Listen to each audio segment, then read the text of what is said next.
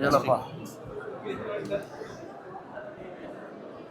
ನನ್ನ ಸ್ನೇಹಿತ ಇವತ್ತು ಸಮೃದ್ಧಿ ಮಂಜು ಅವರು ಒಂದು ವಿಶೇಷವಾದಂಥ ಚಲನಚಿತ್ರವನ್ನು ತಂದಿರ್ತಕ್ಕಂಥದ್ದು ಒಂದು ಹೊಸ ಪ್ರಯತ್ನ.